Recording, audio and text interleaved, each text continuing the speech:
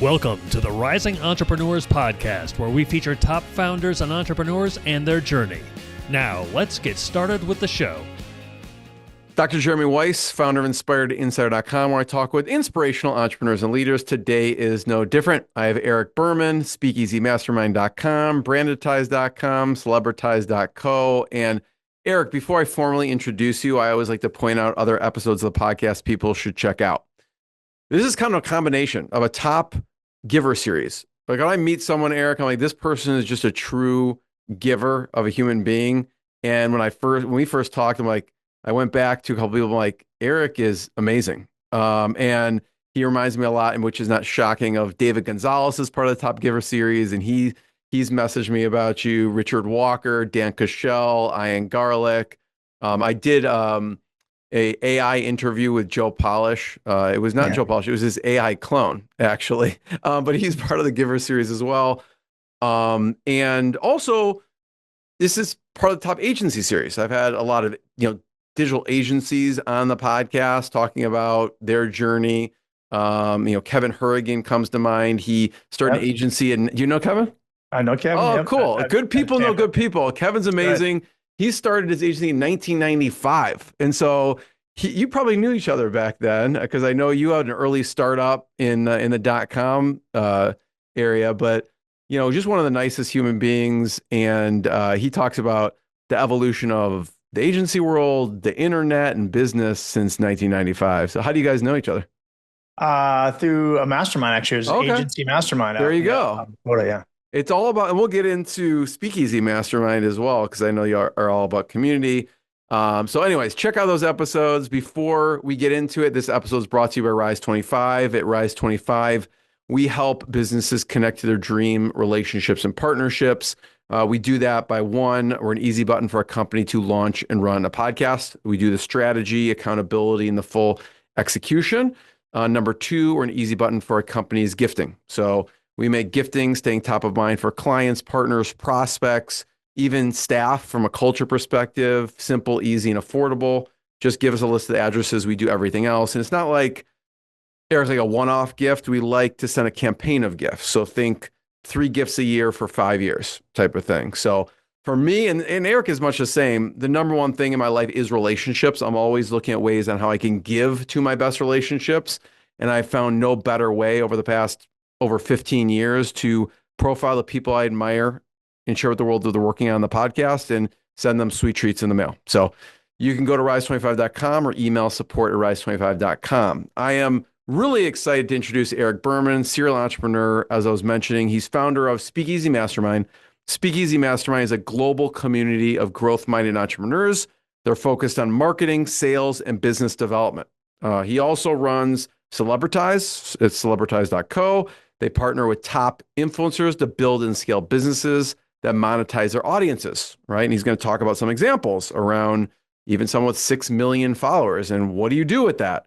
And he's also CEO of Brandetize, which is a digital marketing agency. They help experts grow their empires through performance-based strategies.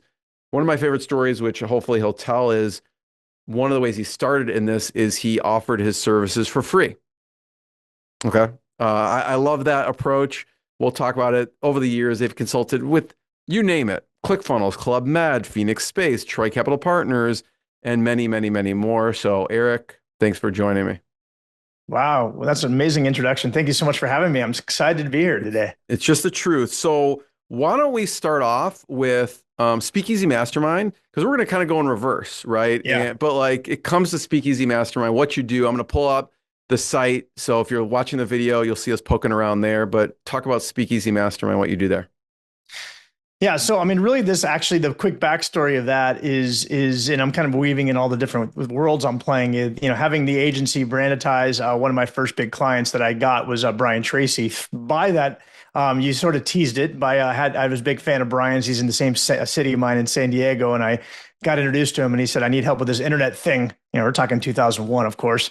And I said, Brian, I can do this, but I'm not an employee type. I've been building companies my whole life. So I'll do this and don't pay me till I make you money, but I want a piece of the action.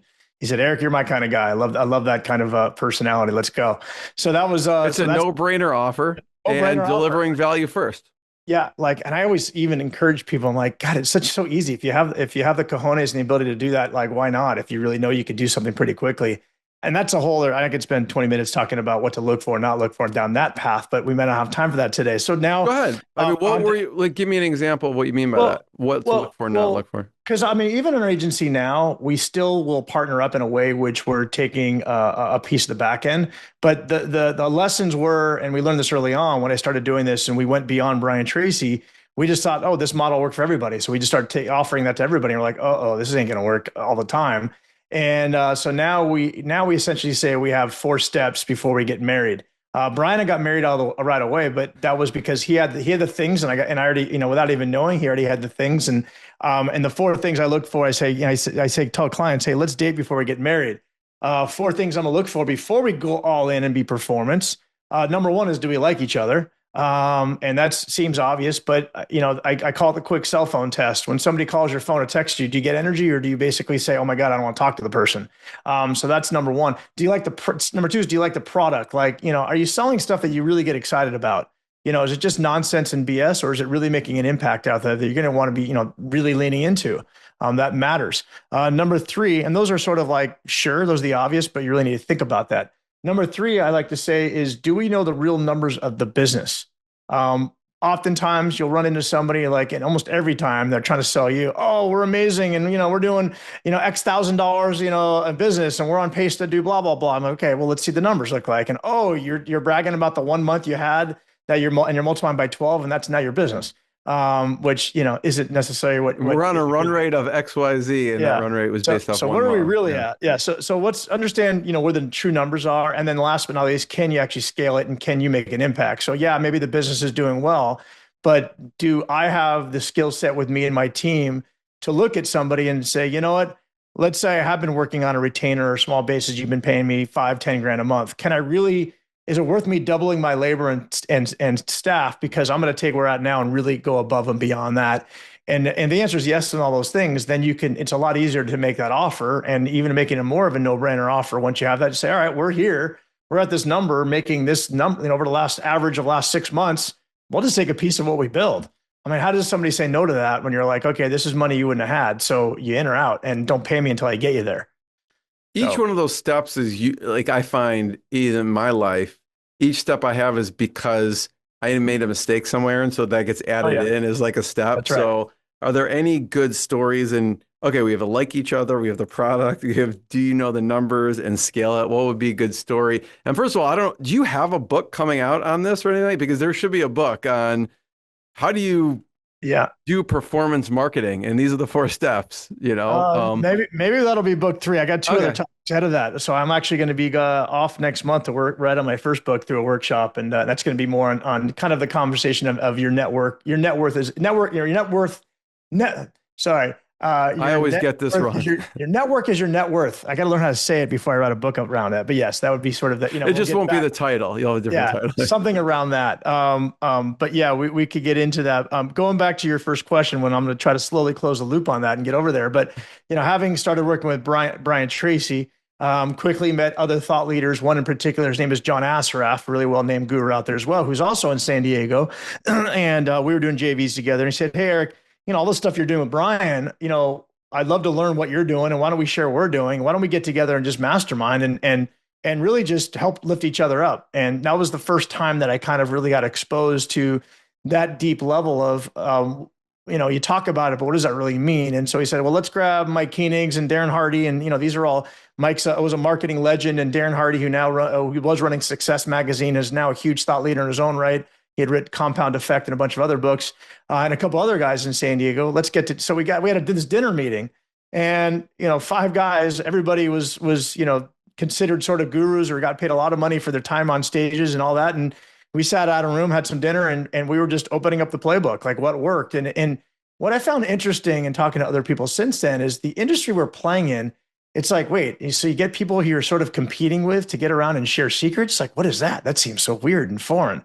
And then you realize the world that, you and I play in, and others, it's like, there's also a bit of an abundance mindset that, we all have products that are about doing good for consumers, and we're trying to make an impact in the world.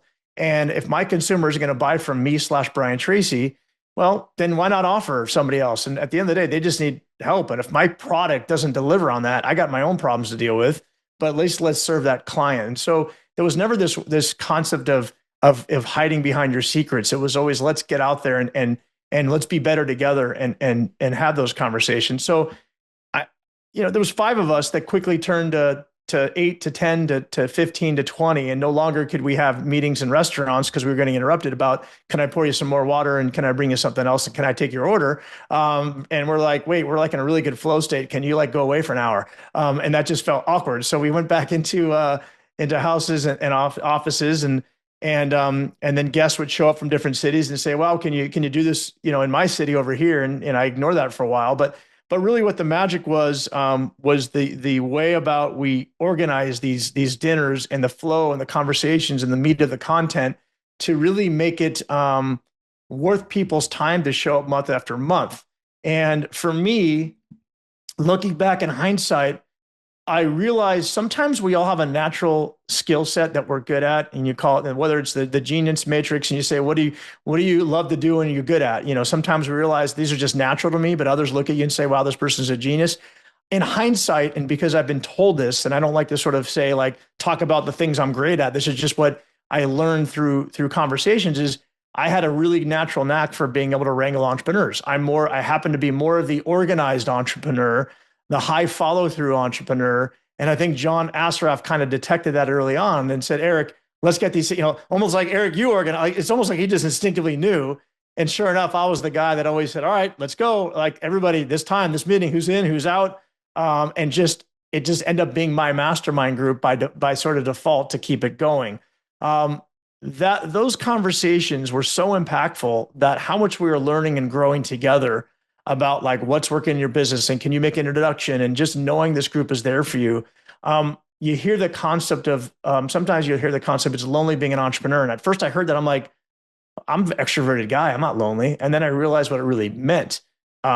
Sometimes making these decisions, if you don't have a partner, these are tough decisions. If you don't have a certain partner to talk to, you can't necessarily talk to your employees. You often can't talk to your significant other. And even when you go out with friends, do you really have permission to talk business with other friends? Sometimes it's just like, let's get together and I'm so exhausted. Let's just grab a drink and I can't hear, there's noise and there's the game on TV and, et cetera, et cetera. So just realizing that, wow, it felt special. And I think, and I'm sorry, I'm making a long answer to your question. So as I was in agency land, and I've been in agency land for 20 plus years looking for my next pivot, I started asking myself, what's next? And I'm like, well, wait a second. Everybody keeps saying you should do this mastermind in other cities.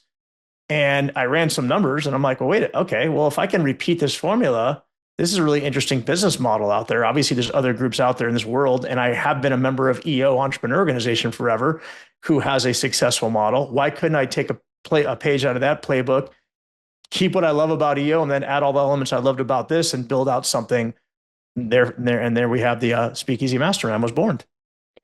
I do want to touch on a few of these points. And by the way, in the video here, we're looking at the Speakeasy Mastermind. I was actually listening to you. You were talking to Matt Wolf and Joe Fier. This was several years ago, and they were saying, they were raving about your event and like, it is the best event I've been to. It was, it was great. The people there were amazing. I'm curious how the format has evolved, from that first meeting. You wrangle, John Assaraf was there and a bunch of other people. How have you refined the format over time?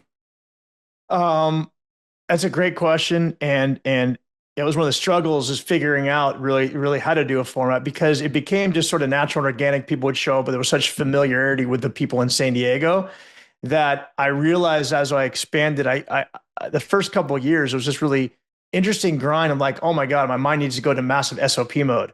Because it's not like I can just, people naturally understand what I'm talking about. I have to really give them a playbook. And then what made matters worse is I'm bringing in entrepreneurs to run cities. And once again, I realized quickly that the entrepreneur high follow through skill is lacking in many entrepreneurs. It goes back to that same point. A lot of entrepreneurs are very good visionary. They're kind of on the fly, just throw me in a room and I'll figure it out kind of thing.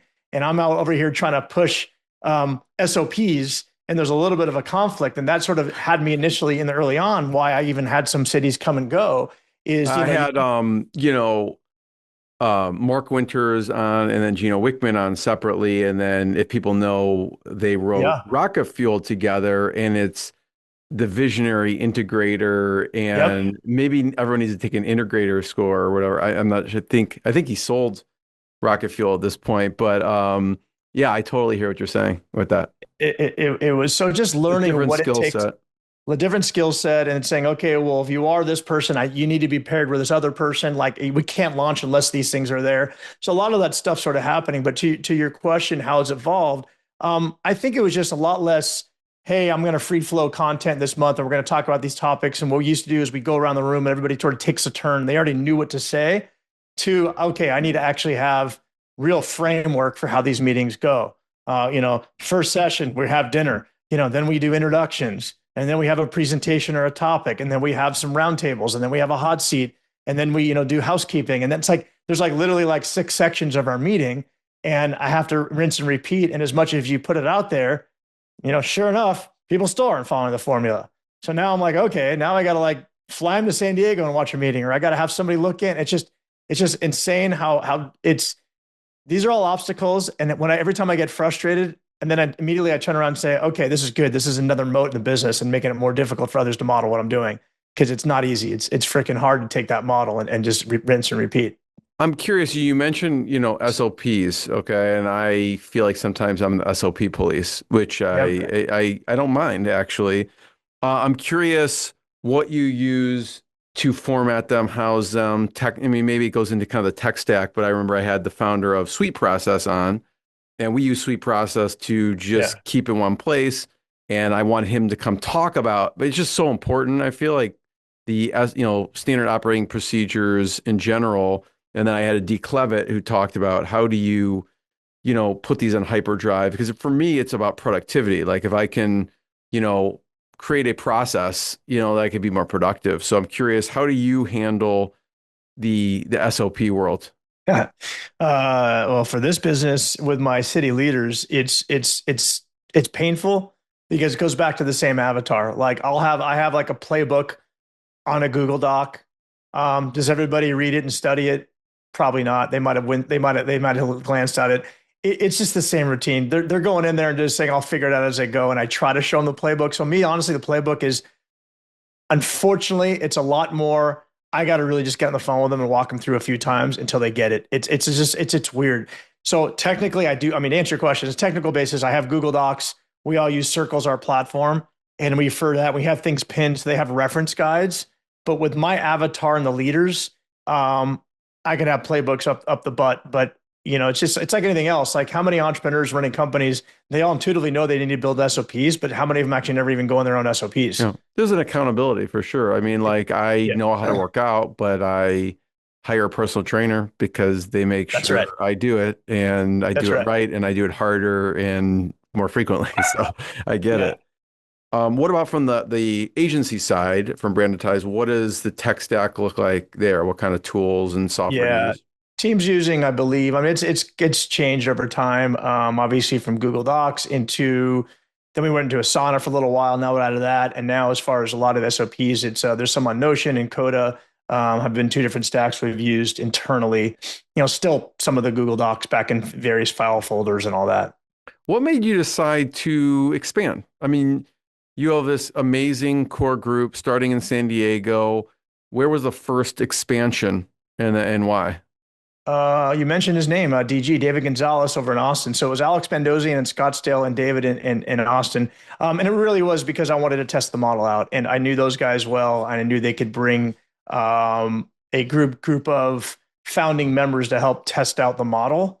The way I did test it out initially was San Diego was always that was the biggest thing I had to test is would people pay for this thing? San Diego was never paid. It was like everybody throwing $500 to cover your dinners for the year. So I didn't have to go chase you down to get receipts, or to get reimbursed. So it was like, do that. When the money runs out, I'll let you know. So that was, so I tried the same thing with those 2 cities. Like first, let's not worry about paid. Could people actually go into a room, show up and still deliver and have a good experience of connecting? And then that was quickly proven. And then I went out to other cities, and Salt Lake was my first sort of paid city, mastermind. So I think what your question, I think was just finding 2 cities that I felt confident in the relationships with the people running it that I can fill up a good group of people to quickly vet it. Yeah. You know, I'm curious going back to, because it's your relationship, the relationships are obviously, super important to you. And I'm wondering early on, you studied, I mean, you worked with Brian Tracy and you were a fan of his work.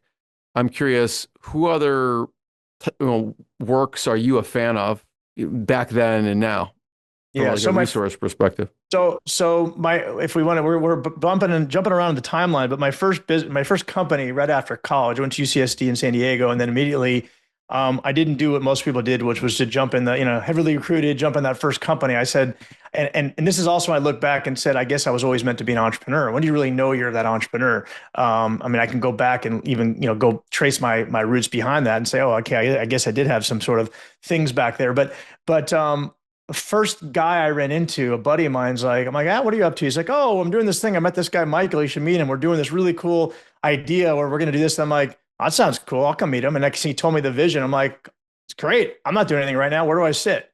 He's like, well, we can't pay. I'm like, I don't care. That's all right. Let's this sounds fun. Like, he's like, but we're going to do this and we're going to be able to change the world. I'm like, cool, let's go. So it was one of those. Are you in college at the time or were I just graduated. You just graduated. Okay.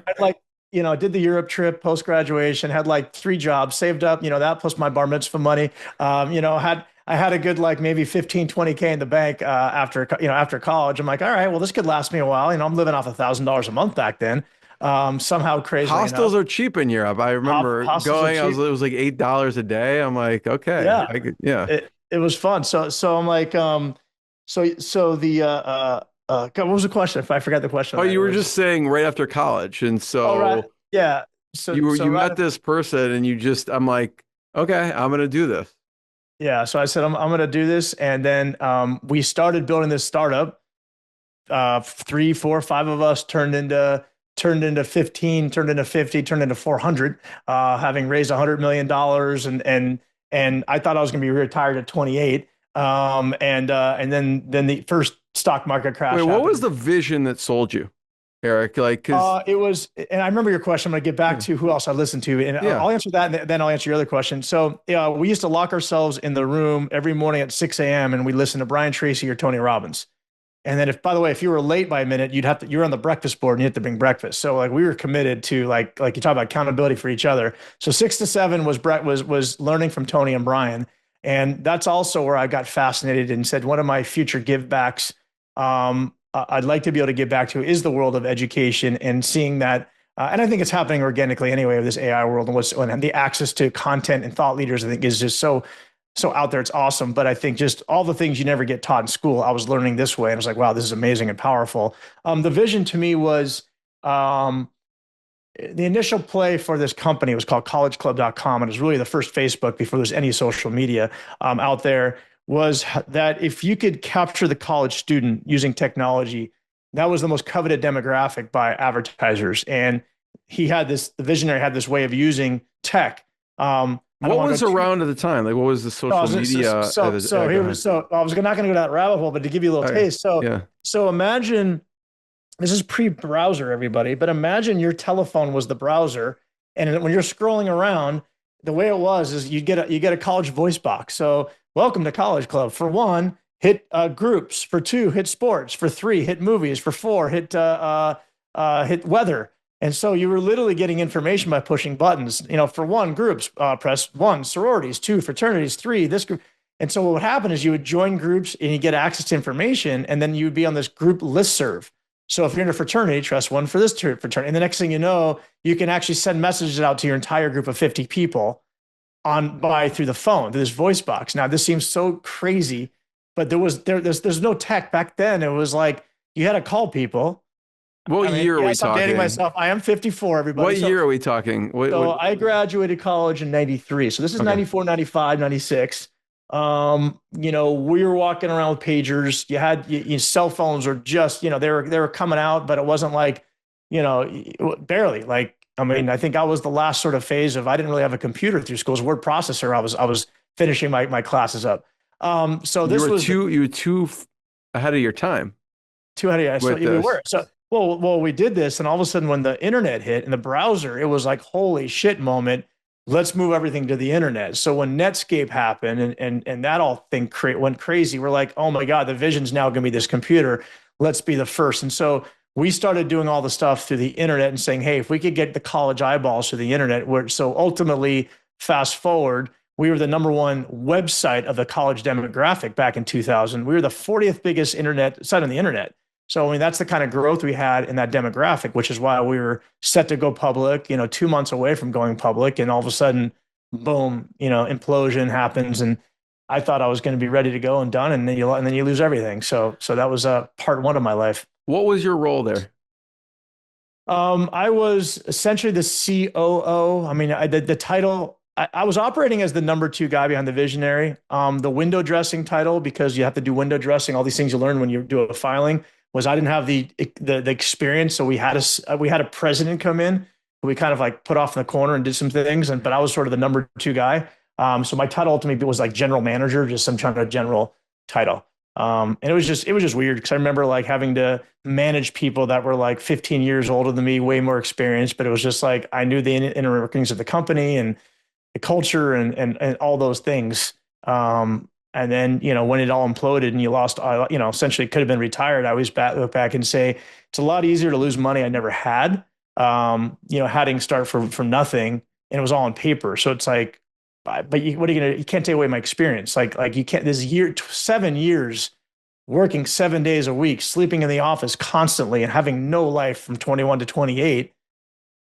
You can't get rid of that. And what was I going to do afterwards? You get back up. I'm like, I sit around. It's like, no, I learned quickly, people, your close friends sob for you for a second and they empathize, but then what? Everybody's on doing their own thing, and it also goes back to your question. There's a long answer to your question. My favorite quote comes from Brian Tracy, and I live by this today, is I am responsible.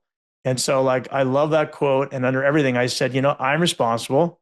I could cry about this. I could go on. What could I could go sulk. I could, but ultimately I'm responsible for what I'm going to do next. And so it's only up to me. And so I was on to the next. So what happened to so the internet bubble kind of exploded. What ended up happening to the company? Did it just have to wind down, or did it try to keep going, or? So there was we were supposed to get a $10 million bridge note to take us to the IPO. And the crash happened, let's say, a Thursday of April. And funny enough, we were taking our first vacation in 5 years, like the C-suite. We were in Playa del Carmen, Mexico on a rainy day. Vividly remember us saying, holy shit, and our CFO almost having a heart attack on the spot and having to fly back because all this money was coming that Tuesday.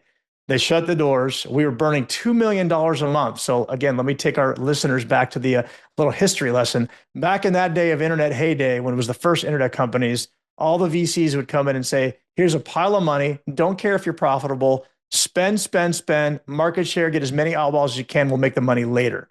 That was the playbook. That was all fine until that market crash happened. And everybody's like, oh, fuck, what are we going to do here? So we were burning 2 million. So we went from the little darling in San Diego, this huge company, to all of a sudden we had to do layoffs. We had just acquired our fourth company, flew them all out, moved them all out from Michigan to San Diego. Felt so bad for these guys. We're like, thanks for being here for 2 months, but we have to lay you off and et cetera, et cetera. So essentially that company went through what was called, I learned the world of bankruptcies. So went through an asset sale bankruptcy. We were trying to buy it out of bankruptcy because another quick lesson is I talk about board control. Along the way, as you raised up to $100 million, we finally lost board control where with founders were at 3 seats, board was at 4. First move they make when this thing happened is they said, you know what, we want out. We're just going to sell off whatever assets. We don't care that you've worked your ass off for 7 years. We don't, and so they just wanted to get rid of it and take it through a bankruptcy. So we're like, all right, let's see if we can buy it out of bankruptcy. Almost had it. Our big money founder, all of a sudden his wife had a stroke out of nowhere and he left. And we're like, okay, that's a sign from the whatever spirit gods you believe in and all that it's time to move on. And so that was that whole journey. And crazy story. So we ended up being sold for peanuts by the company we were supposed to acquire. Like we were getting ready to acquire them for after we got public. They ended up taking us for peanuts, and I don't even know what happened since then. We got to reconnect with them and see what happened. Yeah. Other than the funny side story I'll leave you is my brother ends up being one of the 4 founders at MySpace. Really? So we still had social media company in our brotherly veins, and he ends up getting the big one with MySpace. So yeah. What did he do at MySpace? He was one of the 4 guys. He was a COO, and he went off and they went and sold to News Corp. And They ran with a nice little exit, and they're all doing big things. That's amazing. That was crazy. Yeah. So what was next for you? I mean, So I didn't realize that timeline. I remember you talking about this before, and I'm picturing, oh, it's like 2 years or something. I'm like, 7 years is a significant chunk of time. So I maybe sit in my bedroom for like a couple of years, just like in the corner in the dark. But what did you do next? um, first and again, there's a lot of lessons in here. I was always brought into the visionary, and I became the number two guy, but I was never like even close to compensation wise because it was his, and he puts in capital, and I didn't put in any money in, and it was his vision. So it was like, even though I would have a decent exit and own like, a couple points of this company, at the end of the day, all the sweat that I put in this company, it was like, that's it for all the time. And so it was always, and so when we went to the next thing, it was like, okay, what are we doing next? And once again, we were brainstorming ideas, and next idea we had, let's do this. And it was, I think at that point, it was always, he saw me as this sort of like, it was hard for me to come up to his 50-50-ish, even though I was doing all this hard work. And so to me, I made this final decision, and it was confidence enough in me, because I never sort of did my own thing, to say, you know what, let's depart. And I had these ideas, like I constantly had these ideas on my own. And I said, let me explore this myself. I got the chops. It's just building confidence to say, I don't need to be number two. I can go. And so to me, the ideas always spurred from me. You hear this all the time is, what's a problem or a challenge you're seeing in the marketplace that you're frustrated by as a consumer? Just go fix it. Like, stop complaining, but go fix it. And the funny story was, I was at Club Med and just going and visiting, and I just happened to go a bunch of Club Meds, randomly, because I used to just, somebody introduced me to that. And I realized there was a huge gap in what they were totally screwing up. And that, if anybody's, big part of what Club Meds is they bring a lot of strangers together. They do a lot of activities to keep it social. And the net is, after a week of being there, you walk away with like 15 new friends. Like, they're really good at making, and that's part of the magic sauce they have, especially when you go to the adult clubs kind of thing. But when I was done, it was up to me to keep in touch with everybody. And I said, God, you guys are missing such an opportunity. Why don't you create this community where every week you have this ability to tie together? You're taking all these pictures. Why not have people go back to this platform? And so I just pitched this idea, and they actually bought it. And they were like, so next thing you know, I'm a consultant for Club Med. I'm traveling around and like building this thing for them. And then I just started doing that with a couple of other projects. So I started just building these ideas and concepts. And along the way, as I'm bootstrapping that, this goes back full circle to the Brian Tracy story. I heard that he needed help with the internet thing. I went in there, and that's why I started making money there. So really, it was consulting with Brian was a big part of what I started doing. That was pre-Brandetize. That ultimately 10 years later became Brandetize, or about 13 years later, that became Brandetize. And while I was doing that, I was doing some other consulting. And then Brandetize came because what I was doing for Brian, all of a sudden, a lot of other thought leaders would say, hey, what you're doing for Brian, can you do that for me? And then thus that led to the long, sort of difficult conversation with how to tell Brian Tracy I no longer wanted to have a monogamous relationship with him, that I wanted to take the team and work with other people. And that was a fun conversation. But Brian's always so amazing and supportive, and he got it. And as long as I just would always take care of him, he was fine and fully supportive. So that was that. I feel like, Eric, really, even from the get-go, it was all helping communities, or helping people help communities. It was all about communities. Even with the original college, even with the Club Med. That's right. It was really helping communities and helping people help their communities. What were you doing with Brian? Like, talk about some of the services and stuff you do with Brandetize. So Brian was, but you're right. And I think ultimately, and it's funny you said, I'll tell you something else. So Brian was always, I was just the right arm, almost the CEO of that company. And it was like all things digital and some other projects, ideas. So a lot of it was just being visionary. What else can we build with Brian? What else can we do? And then building a team. And I knew how to build teams and build culture, and then build out, from Brian to other people. What I was always frustrated in running the agency, and I talked to a lot of other agency owners, I was never the genius. Almost every marketing agency is led by somebody who's great at that one thing in marketing. Hey, we do a paid ads agency because I'm a paid ads guru, or I'm a this guru. Yeah, it started with like a skill, right? Like, I'm great at creating websites. That's right. We get a bunch of websites and start. And you have a website here. I'm an SEO agency. I was always feeling a little bit off because, and I'll tell you another very interesting life lesson, and one of the biggest regrets I have. At the same time I like doing that, it was also one of my regrets, and I'll tell you why.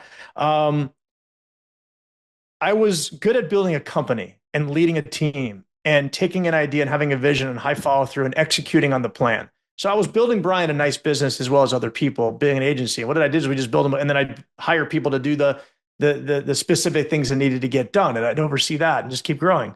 But I was just the generalist. I wasn't like, hey, put me on stage and I'm going to go teach something.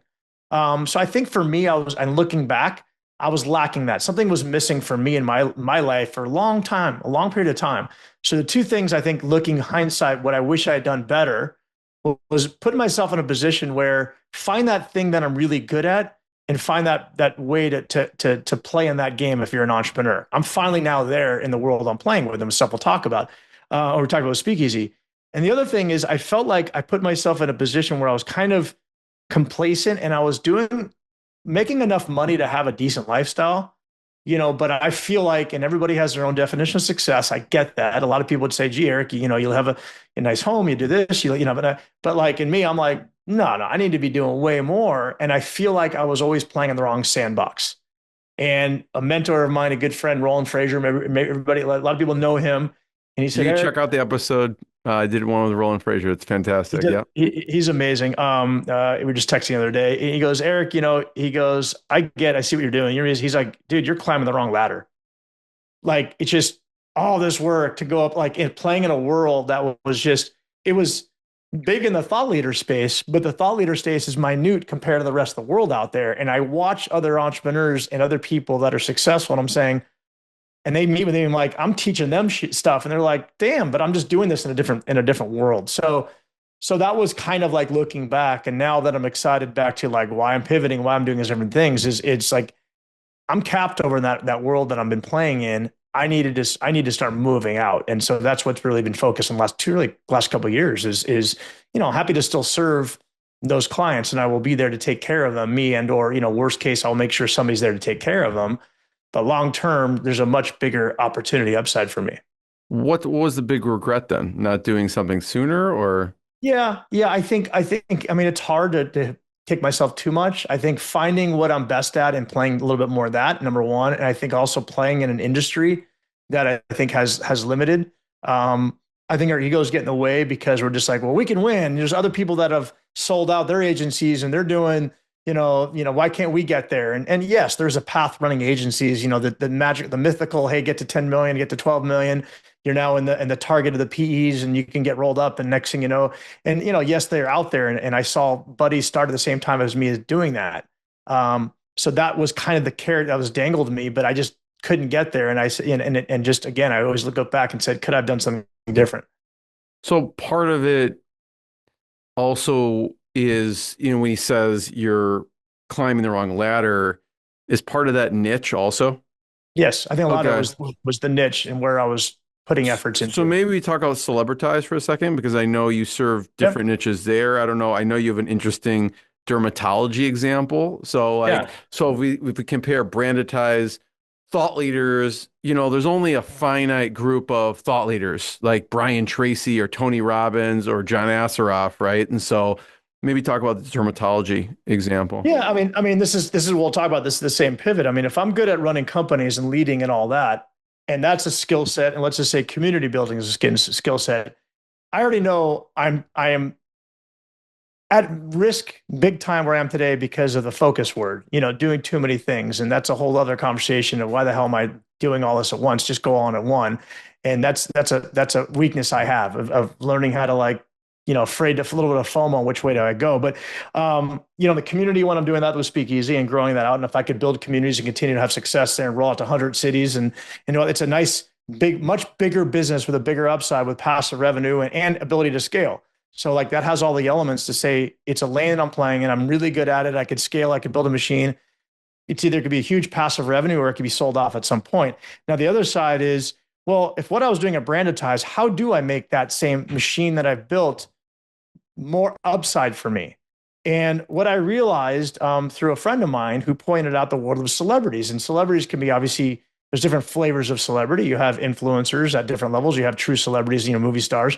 But if you blend the world of what I call experts in the world of Brandetize, helping experts build their empire, and then you look at the influencers who are, quote, experts, this is where I'm focusing on. So it's like the next sort of, it's It's where Brian Tracy would have been before, when we had influencers. They really were the original influencers. But if you look at experts in other areas who've done the hard work and they have a mega following, and you look at their business model and they're making money primarily, either they're doing well, but they're sort of limited because they're sort of running as a solopreneur or a couple of people and they don't know how to scale their business. But oh my God, they have this huge following and so much potential. Or they're making millions of dollars being brand ambassadors, which we all know at some point that song is going to end. And what's going to happen when it ends? They're going to be left with very little other than thinking that they were going to make money the rest of their lives, just promoting stuff. That may come and go.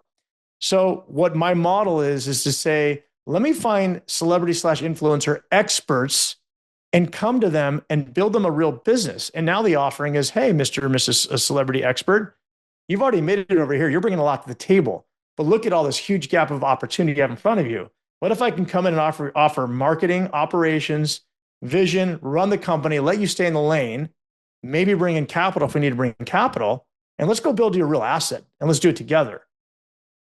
It's a completely different model than me being an agency and walking around and saying, bringing in clients, and all of a sudden one day they have a friend's brother's mother's uncle who says, hey, I looked at your website and I don't think this doesn't make sense. I found an error, or I would do it this way. Why are they doing that? I can do this better. And then all of a sudden you get notice, it's like, or just something happens in their lives. Hey, I can't pay you anymore. Like, it's just a different agency world to say, I'm actually getting real corporations set up with people that are bringing a lot to the table who value what we're bringing, and it changes the dynamic of the conversation. I have partners on the call that I'm talking to. So the example you brought up, there's really two I could point to because I'm two in and doing really well. What is in the golf world? Erica Larkin's called TrueSwing, trueswing.com. She was an expert in the golf space. She was very capped and limited what she could do. She's doing these high-end golf workshops for those golfers out there. Pay $3,500 to get a 3-day golf experience. But she can only do so many others on her own. There's only so many experiences she could teach in a year. What about all the other things? Certification, online course, train the trainer, licensing, merch. Like, there's so many things we could build, but she was a solo person. So we came in, partnered up, and now we're building up that brand and doing amazing work on that. And that's having a ton of success. And treated as a partner in building that business. It's not like I'm getting a call one day to say, hey, I'm letting you go for some crazy reason. You can't just do that. The other one you mentioned is 3 dermatologist influencers have a combined following of about 6 million followers. They're all doing millions a year doing brand, but they don't have a product. They all realize that. So we just launched DermClick, which is a telederm company. And what I'm looking for is also these AI-proof businesses too. Skin ain't going nowhere. Telehealth is on the rise. Everybody wants to invest in their skin.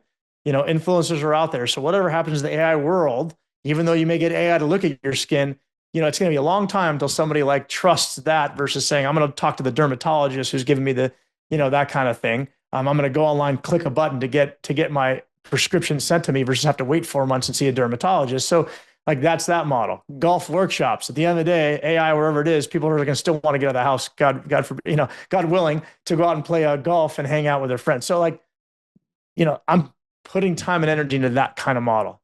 How do you think about structuring the partnership? Great question. It's each is unique. Because I feel like in the beginning, it's probably a no-brainer. But once you build something with someone, I don't know if, what's the word I'm looking for, where it creeps in, like resentment creeps in. Yep. So I'm curious how you structure it. Yeah, great question. And I think for those that haven't done things like this, there's a couple tips I've learned along the way. Have the hard conversations up front to go through all the scenarios. What happens if you get pulled in a different direction because you're an influencer and all of a sudden the grass is greener? What happens if I get pulled into a different project and I don't have the time anymore because my other celebrity client is taken off? These are all scenarios that could happen. Obviously, let's talk about those. What are you bringing to the table? What are we bringing to the table? What's the time, And then the number one thing that I think in hindsight that I'm really pushing for right now is just vesting versus, and it's really easy to say, hey, let's just go in a partnership. Let's do a 50-50 or let's do X or Y, or I'm bringing in capital, and let's just, run it. Versus more of a vesting, which I'm trying to do a lot more of, because I say, I don't know if anybody who's going to be doing what 2 years from now. So why don't we invest, including myself? And in order for us to earn that equity, we got to be doing the things. Love it. I know we have a few more minutes, Eric, and I just want to talk about one example from Speakeasy, because like kind of the thread is really community and relationships through all of this stuff. So I want to just talk about maybe something cool that's happened through Speakeasy Mastermind. Yeah. What sticks out to you? So I'd just say as a general one of my buddies in San Diego goes, Eric, I asked him, he goes, I go, what do you love about Speakeasy, or what? Give me some feedback. He goes, Eric, it's all, I come for the collisions. I go, what do you mean? He goes, you just never know what's going to happen. I walk in not even knowing or expecting, next thing you know, I'm meeting this person or talking to this person. Next thing we're doing cool stuff. Or a fun story that I probably could think of 10 as soon as we get off this call, but like, I'm just thinking recently, because it's just top of mind. Brand new member out of Ottawa. I just did a kind of a presentation to Ottawa, Canada. And I was showing our members, because our members can go visit any other city. You know, that's a big part of what they get to do. Like you go to a city, they're going to walk you in with open arms. They all want to get to know you. And so this member out of Ottawa was like, oh, I'm actually going to be in LA next week in their meeting. So I said, oh, let me connect you with our city leader. So I connected with the city leader, and he goes, actually, he's like, really love. He's like, wow, it's so good to meet you. He's like, actually, we're looking for my other presentation kind of fell apart. We're looking for somebody to present. Do you want to share what you do and present on your topic? And she had something to do with book publishing and in that world. She's like, great, no problem. She's out there presenting all of a sudden to a big group of people. Next thing you know, she picked up, I think, 1 or 2 clients out of just that. And she's like, oh my God, I just joined, and literally this kind of thing happened.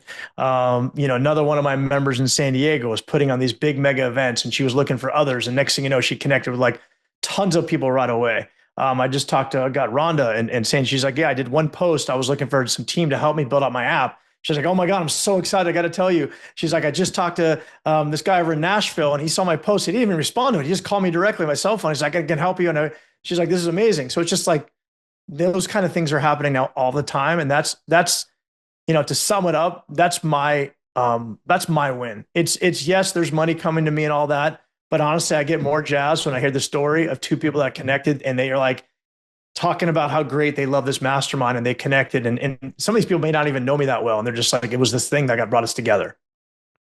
Yeah. I mean, Eric, you said it, magic happens when you bring like-minded people together. And first of all, I want to thank you. I want to tell people, encourage people to check out speakeasymastermind.com. You could check out brandetize.com. You could check out celebritize.co to learn more. And Eric, thanks so much.